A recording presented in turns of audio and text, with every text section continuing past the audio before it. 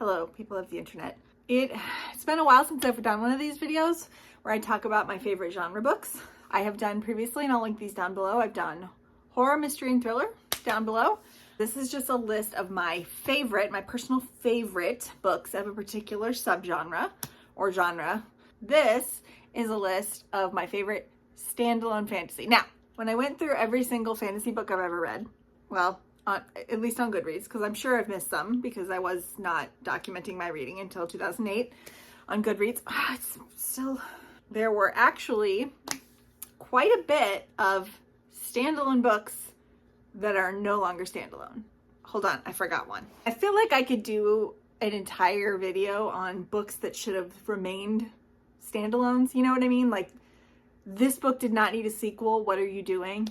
I decided, just to help narrow things down for myself, we are not going to be doing any kind of book on this list that was previously standalone, or even just reads like a standalone within a series. We're not doing that.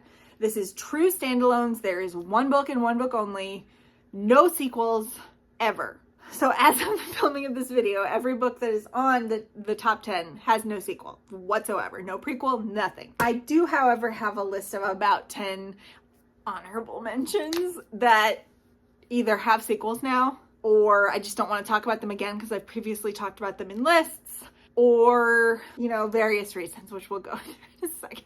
I will, of course, time code this. I will mark the honorable mentions, and I will mark the official list, okay? So this is my list of top 10 standalone favorite books so far, because obviously I'm reading continuously. Also, this list was really hard to put together. Even as I have this stack of books sitting in front of me, I keep thinking of more that I want to do. Whatever. This is just a giant list of standalone fantasy books.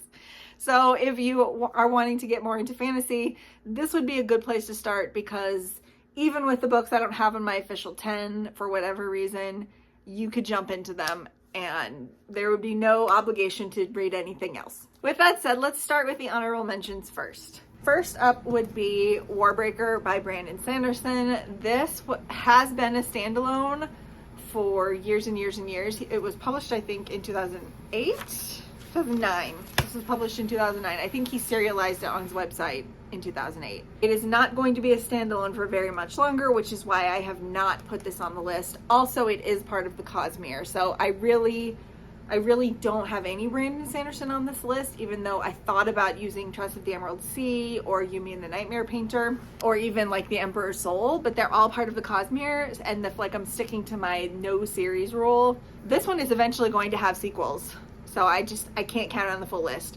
But this is a really nice standalone fantasy. If you like really, intricate world building and fun plot twists and good characters, this is a book about two sisters, one of which has been groomed her whole life to be married off to a political marriage, and the other one who has not.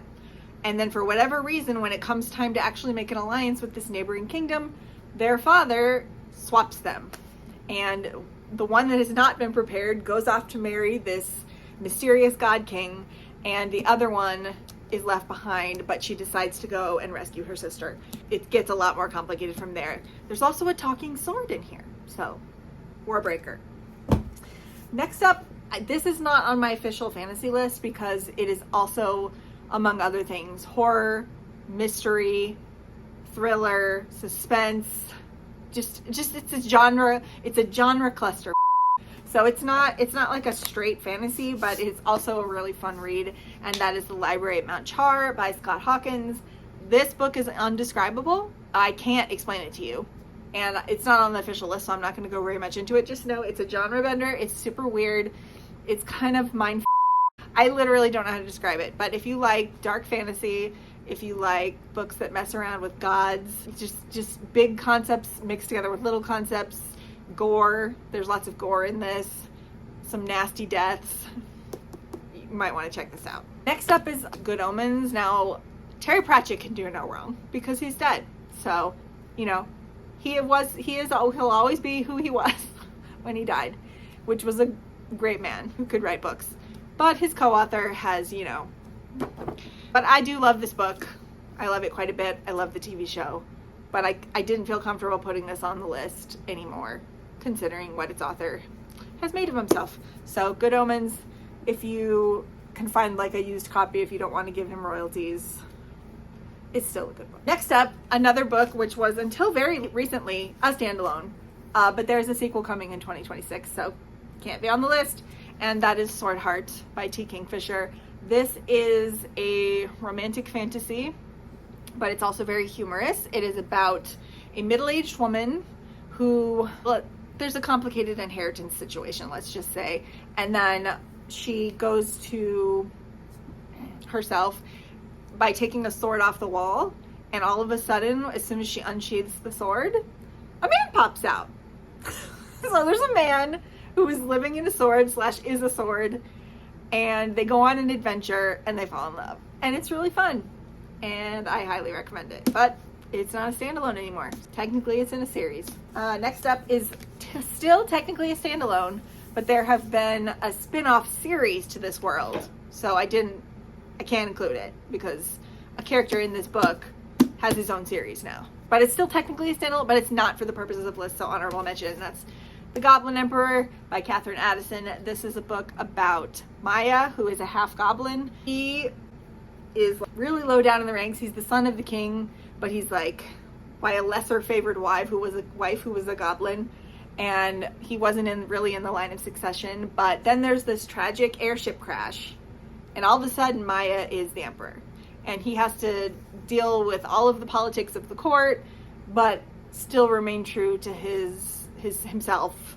which is this good person, because the way he was brought up was much different than the way that his half-brothers were brought up. I haven't read it in quite a while, but I remember really liking it, and I love the sequel series.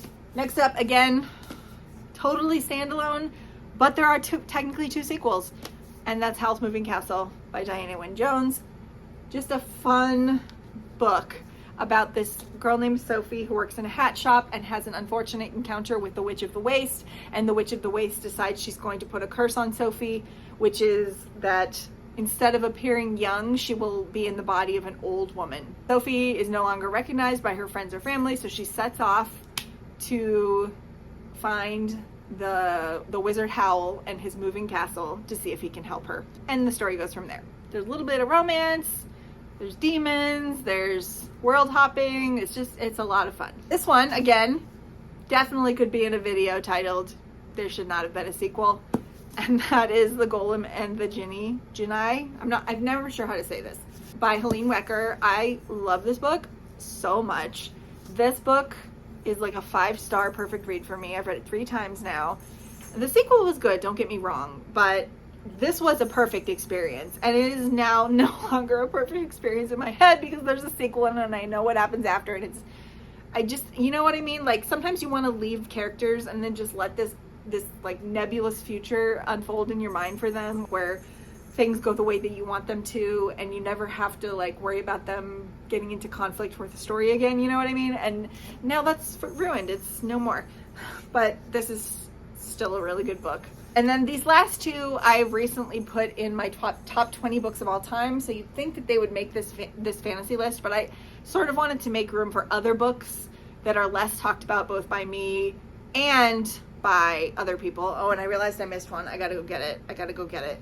Okay, so there's 3 books on my top 20 books of all time that are also standalone fantasies. I'm just gonna briefly mention them and once again say these books are worth your time. You should read them if you hadn't.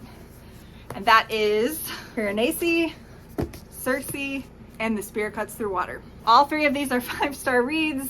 They're extremely unique reading experiences.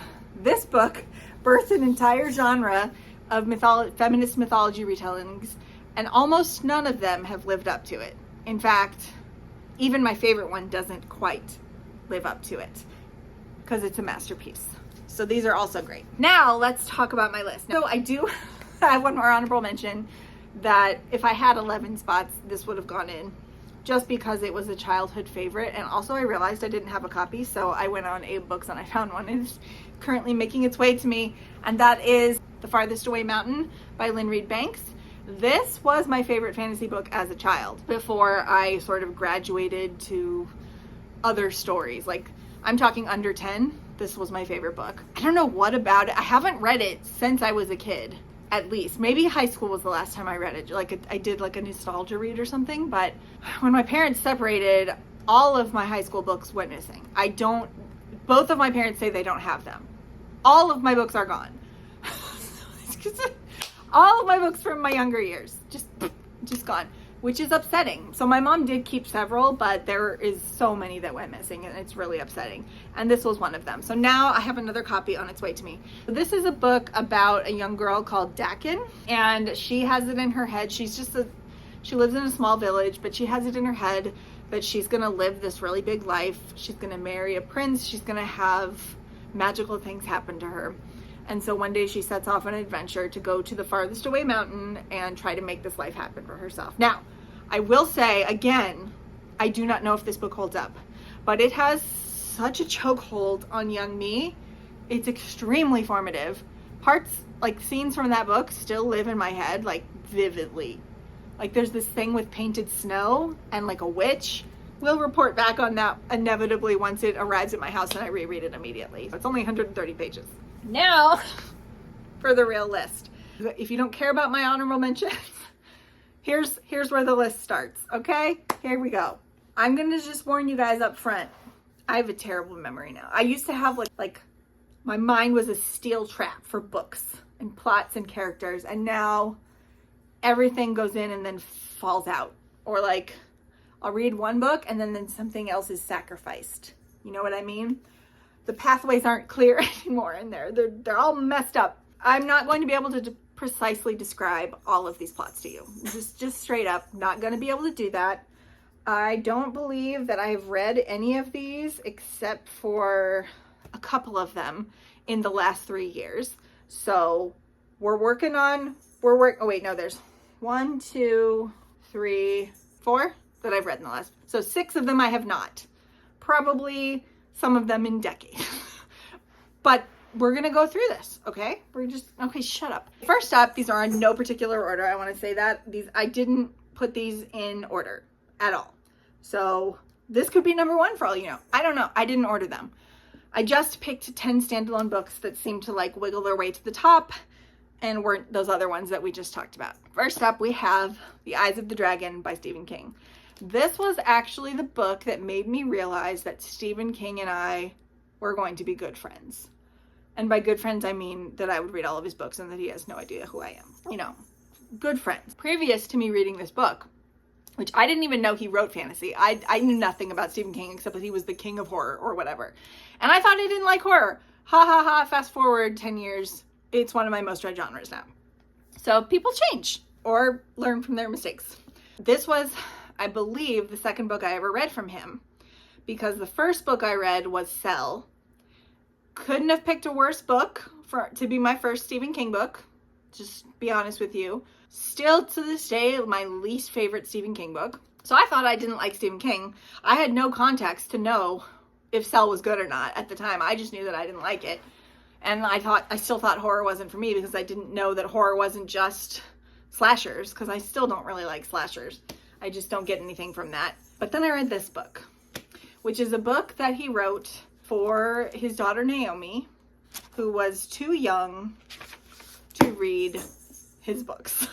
And he wanted to write something for her. Again, it's been like 15 years since I read this. This, by the way, is a first edition that I found for a pretty great price on Pango, and I'm very pleased with myself. It verges on the young adult, but it is an adult book. And it follows Prince Peter, who is accused of a crime when the king dies, his father. And everyone's favorite villain, Randall Flagg, was this his first appearance? I don't think that it was. No, it wasn't. So he'd already written The Stand, and he'd already written The Dark Tower when this was published. Flagg makes himself a little appearance in here, Randall Flagg. It's just like a fairy tale-esque story. I really should reread this before I recommend it again, but I remember loving it, and I don't think that I would not like it again, seeing as how I've liked nearly, like, very close to everything that he's ever written. I have enjoyed, like, some short stories and Cell. Didn't like those, but everything else I've liked to loved. So I really think that this would hold up. Yeah, Stephen King writes fantasy. And this is his most true fantasy, because while The Dark Tower is fantasy, it's also got really strong horror and science fiction elements to it. Eyes of the Dragon. Next up is Blast from the Past. This is also a book I have not read in maybe 20 years, but I read everything this author had written when I was in high school, and this was my favorite, and that is Spindle's End by Robin McKinley. You can see the cover, it's all shiny. I'm using my ring light to try to get rid of this half of my face being in shadow. This is actually a Sleeping Beauty retelling. It's quite thick, and I remember just being enchanted by it. Again, I'm in such a reread mood, y'all. Like, I just keep wanting to relive movies and books from when I was younger. Like, last night I watched the Nicolas Cage Bridget Fonda movie, If It Could Happen to You, which is the one where he plays a cop and he leaves her half of his lottery ticket as a tip because he doesn't have cash. And he says, if I win the lottery, I'll split this with you. And then he wins $4 million. And then that's the movie. I just think that movie is so charming. And it tickled my brain because I haven't seen it since I was young. Anyway, I'm in a phase right now, all to say. But I might reread all of these soon. Shit. I don't have time for this nostalgia business. I got books to read. I don't remember much about this other than it got pretty dark, but that's pretty standard for a fairy tale. But although I do remember that Robin McKinley's writing is very lush and it's very like atmospheric. So I remember just being ensorcelled by this. If you like true fairy tale retellings that aren't like just clones of each other, like today's fairy tale retellings have become, or at least it feels that way to me, you might want to check this out. She's the OG. This was published in 2000, May 2000, 25 years ago. Okay, next up is a book that no one should be surprised about, but that I actually don't see it get talked about a lot on BookTube, and that is The Princess Bride by William Goldman. This is heavy. It is the special edition. I think it's the 25th anniversary edition of this book. Does it say? Okay, this is the 30th anniversary edition. It's illustrated. This was first published in 1973. And this book was published, this version, the illustrated edition, was published in 2013. Most people know the movie and not the book. I do prefer the movie. 1, because it's just a shorter time commitment. 2, because the actors are so freaking charming. 3, because the changes made makes it less of a complicated story. But there are just times when I'm in the mood for this. And this is a weird little meta book. So what you know from the movie, that's in there. But in the book, there's also a lot of scenes that got cut. And also, there's this very strange frame story where William Goldman writes as himself, but like a fake version of himself with fake family members. And then there's this whole thing with him being in Hollywood and getting a deal, and like why he wrote this book and how he came across S. Morgenstern, who's a made-up author, S. Morgenstern's manuscript, and how he turned this manuscript into a classic by editing it down and only leaving in the good parts, which is why they call it the good parts version. Anyway, it's just super weird, but I find it so charming. It's a really fun world to sink into. And it does also have several fun introductions and then like a preview of the book that he never wrote, the sequel called Buttercup's Baby. Princess Bride, classic for a reason. Okay, next is one that probably a lot of you have heard about because it is a BookTube favorite, and that is Spinning Silver by Naomi Novik. This is a fairy tale-esque book set in the cruel Russian winter, following 3 women as they interact with sort of the magical beings in their world and overcome their dire circumstances. And I don't want to say more than that because if you haven't read it, this is the perfect book to read if you are wanting something very atmospheric, which plays with gender roles and has incredibly cold atmosphere. Like if you are wanting winter feelings from a book, this is like the ultimate winter book.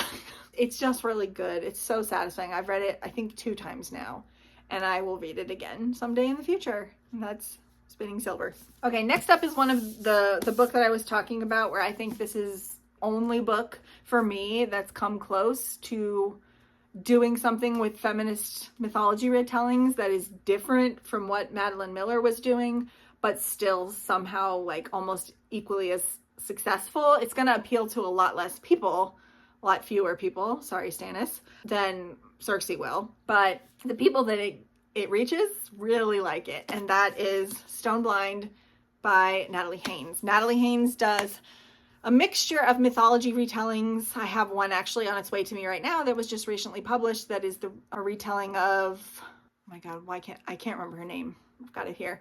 She also does just nonfiction books about mythology as well. If you're interested in mythology, she's kind of the GOAT, honestly. But this book in particular is a reimagining of the Medusa story. And what she does with it is so interesting. It is an angry book, first of all, because it acknowledges what most of the stories about Medusa don't acknowledge, which is that she wasn't a fucking monster. She was just a woman with snakes for hair. She was a total victim. It's funny. It's so tongue-in-cheek. It takes some creative leaps. Like there's a scene with the POV of crows. I think one of them is olive trees. They get in on the action, and then like it totally shits all over the image of Perseus. So if you're a Perseus fan, this might change your mind, or you might get real mad. But who likes Perseus that much? I mean, like, do you? I had such a fun time with this book. The audio was really good, like really good. I would highly recommend doing it that way if you're going to do it, but this deserves a reread. I want to reread this sometime soon. Just assume I'm going to say that about all these books, because whenever I talk about my favorite books, I'm like, oh, I want to read that. That sounds good. Remember when you read that before? That was so fun. Okay, next up, this is probably the book I've read most recently, and that is Someone You Can Build a Nest In by John Wiswell. Still an amazing cover. He has now published 2 books, and he's got a 3rd on the way for next year. I did read, oh no, it's over there. It's too far to read. It's got a Hercules, a total subverting of the Hercules myth, and I'm halfway through it right now. I need to get cracking on that, but it's really good so far, but this is better. So this is like a genre bender. This is actually, so probably I shouldn't even have it on this list, but I feel like ultimately it is more fantasy than anything else. Very humorous romantic fantasy featuring asexual lesbians, one of whom is a blob monster. It's about a monster thing, like a blob, a monster thing. Unable to describe it, falling in love with this woman and dealing with her terrible family in a fantastical way, and it's very funny, and I just loved it. I can't talk about it. It's like a commentary on toxic familial relationships and toxic romantic relationships, and the way that Shasheshan, the main character, and Homily build their relationship to be like the very antithesis of toxic is so beautiful and so weird, and it's just a great time. This one, it's been a while, so I don't remember anyone's name or what the main plot was, but I remember the vibes, and I remember how much I loved it. And that is The Once and Future Witches by Alex E. Harrow. So this is a historical fiction book about 3 sisters who are witches. They live in a town where it's like an alternate history sort of book, where the Salem witch trials happened, but they went differently. And then now there's this threat of witch hunts coming back around. I think it takes place in the 1800s. Yeah, 1893 in Salem. You know, what's gonna happen to the witch hunts this time? What are these sisters gonna do about it? How can they find allies? How can they make things change for the better? And I just remember falling in love with the characters and the atmosphere of Alex E. Harrow's writing. I think this was the high point of her books for me. I've read everything that she's written, and this is my favorite. Once and Future Witches. You like witchy books? You like historical fantasy? This book might be for you. Next up is a book I just talked about in my Most Beautiful Books video, but I have not read it since it came out. When did it come out? 2019. I read it in 2019 when it came out, and that was The Starless Sea by Erin Morgenstern. This is a book about a young man who finds a book in a library, and he starts reading it, and it's about him. He finds himself in this book, reading this book in the library, and it's him on the page reading the book in the library. So that leads him into this like magical underground where he has this metatextual adventure, and then he falls in love. It's very weird, very poetical, and it's not going to work for everyone, but it super worked for moi. And now I have 2 books left. One of them is a booktube darling, and one of them was almost completely ignored by everyone, and that's a mistake and you'll live to regret it. Let's talk about the booktube darling first, and that's Blood Over Brighthaven by M.L. Wong. This book is as good as everyone says it is. Not everyone's gonna like it. Some people prefer a more subtle style. I personally enjoy being beat over the head with truths. I loved it. It's about oppression, it's about class differences, it's about getting over yourself. I don't even know how to talk about it. This book is like if Babel went really hardcore. Like if you want to talk about colonialism and structures and systems of power and what they do to actual people on the ground, this is a good one. So if you didn't like Babel, maybe you like this. If you did like Babel, maybe you'd like this. You know, it's just real good. M.L. Wong writes standalone fantasy, so she's written her first book, which I haven't read yet. I need to read it by the end of the year, though. I don't think that's going to happen. I put it on my Read Harder, and or did I put it on RF Bingo? If it's on RF Bingo, that goes through March of next year, so I might still be able to make it, but I don't know if I'm going to be able to make my Read Harder this year. M.L. Wong, Blood Over Brighthaven, excellent. And the last one, which just people don't appreciate it like it should be appreciated. It should be studied. It should be adored. It should be reread and appreciated by the masses. Although I actually also don't want that to happen because I like having it for myself. I like being the keeper of the secret, beautiful knowledge. But for Catherine Arden's sake, I wish more people would read it. And that's The Warm Hands of Ghosts by Catherine Arden. So this was one of my favorite books of 2024. Please tell me it was 2024 and not 2023. I'm gonna freak out if it was 2023. Okay, 2024. And this is a historical fiction book about World War I, about a brother and sister. The sister is a nurse, and she is part of like the nursing corps. They're both Canadian, so they're a part of the Canadian Army. They're on the Western Front in Belgium/France, that area. The brother is a soldier. Plot kicks off when the brother goes missing in action, and the sister, whose name is Laura, is notified and sent his belongings. But something feels off to her because there are some items included and some items missing that make no sense if he really went missing in action. So she decides she's home in Canada because she was injured during the war, and they let her go home. But she decides she's going to go back. So she goes back, re-enlists, goes back to the nursing hospital that she helped set up, and decides that she's going to find her brother. So the whole book is that, but I'm not going to start talking about the themes because it makes me upset and I start crying when I talk about it. But I'll just say I love this book for the same reason I love The Lord of the Rings, which is that the themes that they are dealing with about an event so catastrophic and so paradigm shifting that it literally makes you rethink your entire life and how the world works and how you exist in it. So these people, on top of their very human struggles, also have to deal with that. And I just think it's masterful. And everybody who is not reading this is making a mistake. I'm looking at you. Yeah, you. Anyway, that's it. Sorry, this got aggressive at the end. But I get mad when people talk about these books and they don't understand them. And I'm like, you read it wrong. Can't say anything because I'm not supposed to say that because it's rude to tell people they read a book wrong. But you know, sometimes things happen. I'm just kidding. If you don't like it, that's fine. But I'll be sad. Thanks for watching on this Sunday afternoon. I appreciate you. I appreciate you guys. Please let me know your favorite standalone fantasies. And if you don't have anything to say, but you want to let me know that you were here, please leave me. Is there a sword? Please leave me a sword or a rose for either Spindle's End or Warm Hands of Ghosts. And I will see you guys in the next one. Please don't forget to like and subscribe if you haven't already. I really appreciate it. That's it. I'm gonna go take a nap with Pippin. We're gonna nap. We're gonna nap? We're gonna nap?